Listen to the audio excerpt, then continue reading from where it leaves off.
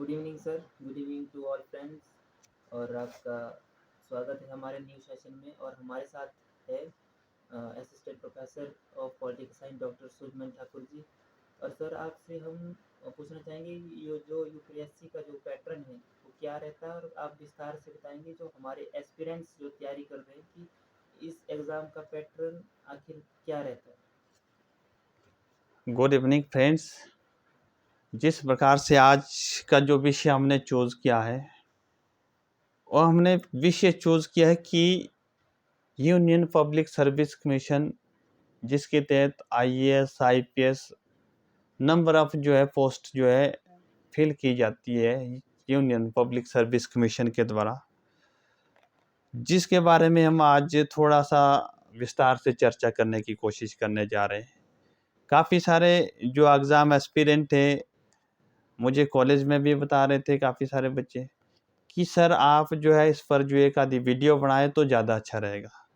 तो मुझे लगा कि क्यों ना इस पर जो है एक एग्ज़ाम पैटर्न पर वीडियो बनाए, क्योंकि काफ़ी सारे जो स्टूडेंटों के मन में एक ऐसा डाउट था, उनको लग रहा था कि यूपीएससी के एग्ज़ाम में जो है अगला प्रोसेसिंग क्या रहती है प्रिलिमिनरी के बाद।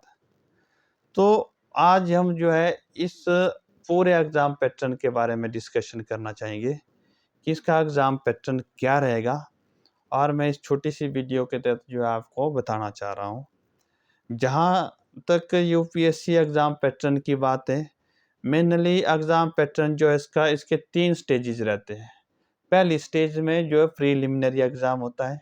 प्रीलिमिनरी एग्ज़ाम में मेनली 2 तरह के पेपर होते हैं।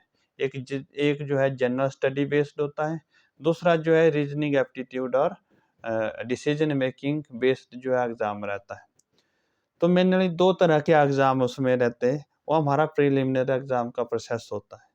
फिर सेकंड जो है प्रोसेस रहता है हमारा, वो रहता है मेन एग्ज़ामिनेशन का, कि भाई यूपीएससी के लिए जो है मेन एग्ज़ामिनेशन होता है, वो प्रोसेस क्या रहता है।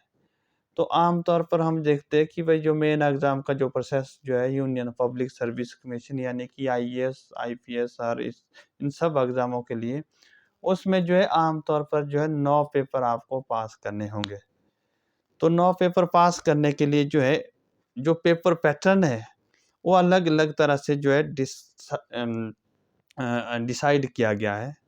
जिसमें जो है आम तौर पर जो है क्वालीफाइंग जो है पेपर होते हैं, तो क्वालीफाइंग पेपर जो है उसमें 2 होंगे। पेपर 1 जो है उसमें कंपल्सरी इंडियन लैंग्वेज का होता है, वो कि 3 घंटे का होता है, और वो लिखित तौर पर जो है उसको आपको पास करना होता है। उसके जो मार्क्स रहते हैं 300 मार्क्स रहते हैं।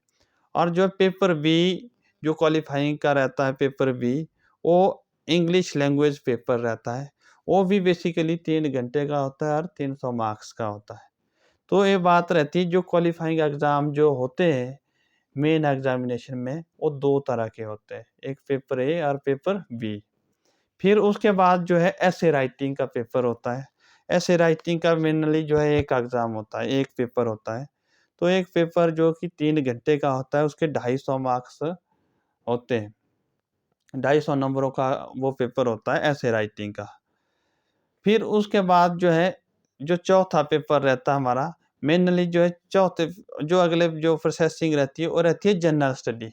जनरल स्टडी के आम तौर पे जो है जनरल स्टडी में आपको 4 पेपर पास करने होते हैं। जनरल स्टडी में general study 1, general study 2, general study 3, general study 4। ये जो है 4 पेपर पास करने होंगे। इन 4 पेपरों को पास करने के लिए हर पेपर का जो है समय सारणी रहती है, 3 घंटे की रहती है, और जो है इसके 250 अंक, 250 अंक, 250 अंक होते हैं। फिर अगला जो प्रोसेसिंग रहती है, अगली प्रोसेसिंग रहती है कि भाई ऑप्शनल जो है कैंडिडेट जो चूज़ करते हैं। ऑप्शनल क्या चूज़ करते हैं? काफ़ी सारे स्टूडेंट जो है उसमें इंटरनेशनल रिलेशन को भी चूज़ करते हैं। काफ़ी सारे स्टूडेंट जो है सोशियोलॉजी को भी चूज़ करते हैं। काफ़ी सारे जो एस्पिरेंट जो है पब्लिक एडमिनिस्ट्रेशन को भी चूज़ करते हैं। क्योंकि ये जो है अच्छे सब्जेक्ट्स हैं, एक लाइव सब्जेक्ट है। तो उसके लिए जो ऑप्शनल के जो पेपर रहते हैं, ऑप्शनल के पेपर मेनली 2 तरह के पेपर होते हैं। ऑप्शनल पेपर 1 और ऑप्शनल पेपर 2। ऑप्शनल पेपर 1 में जो है वो भी 3 घंटे का होता है और उसके अंक 250 और 250 अंकों के होते हैं दोनों पेपर। तो उसमें जो है आम तौर पे हमने देखा अभी तक कि भाई इसमें जो है मेन एग्ज़ामिनेशन का जो प्रोसेस रहता है, मेन एग्ज़ामिनेशन में प्रोसेस जो आपको रहता है वो 9 पेपरों का रहता है, जिसमें कि जो है क्वालीफाइंग जो पेपर होते हैं, पेपर ए और पेपर बी, मैं एक बार फिर से रिपीट करना चाहता हूँ। फिर उसके बाद ऐसे राइटिंग का पेपर होता है 1, 3 पेपर हुए और 4 पेपर आपको जनरल स्टडी के हुए और जो है फिर उसके बाद जो है ऑप्शनल के आपको 2 पेपर आपको पास करने होंगे। ऑप्शनल पेपर 1 और ऑप्शनल पेपर 2।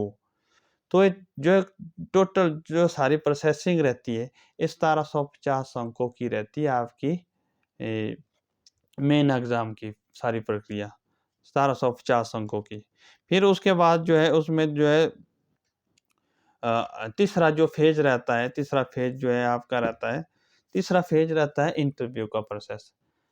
किसी भी एग्ज़ाम को आपने देखा होगा, चाहे स्टेट पब्लिक सर्विस कमीशन हो, यूनियन पब्लिक सर्विस कमीशन हो, जहाँ से एचएएस के एग्ज़ाम होते हैं, जहाँ से आईएएस के एग्ज़ाम होते हैं। उसके बाद जो एक इंटरव्यू का जो है एक प्रोसेस रहती है।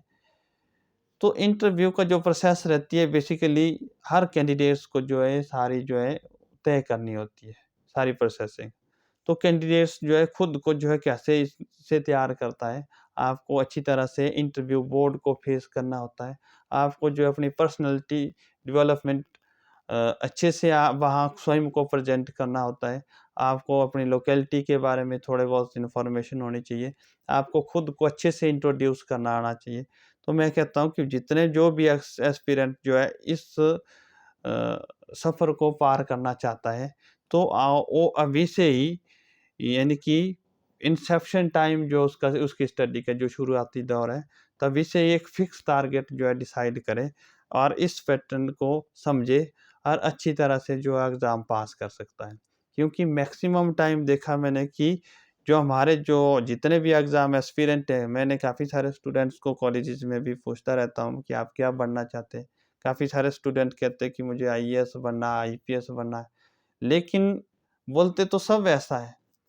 जब वहाँ एग्ज़ाम पास करने की बारी आती है, तो काफ़ी सारे स्टूडेंट जो है ऑनलाइन पढ़ाई के माध्यम से ऑनलाइन जो है स्टडी के चलते जो है लिखने की हैबिट ही ख़त्म हो गई है।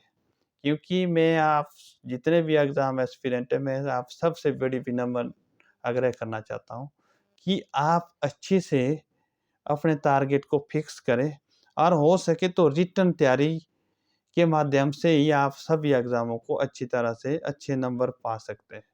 क्योंकि जब आपके पेपर की इवैल्यूएशन होती है, तो वहाँ जब आपकी आपकी राइटिंग कैपेसिटी अच्छी नहीं होगी, तो आपने चलती-फिरती राइटिंग की होगी, तो मुझे नहीं लगता कि आप जो अच्छी तरह से अच्छे मार्क्स हासिल करेंगे। क्योंकि आपको रिटन तैयारी करनी पड़ेगी और ऐसे राइटिंग की भी, आपको लैंग्वेज के पेपरों की भी और जनरल स्टडी की भी, ऑप्शनल के पेपरों की भी, सारे पेपरों की आपको एक अच्छी सी रिटन तैयारी करनी पड़ेगी। तभी जो है हम कहीं न कहीं इस मुकाम को हासिल कर सकते हैं।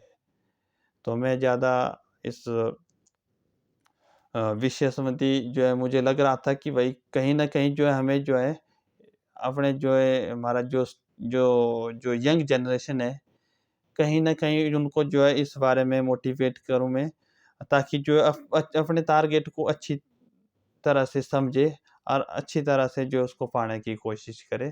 Thank you very much. Have a nice day.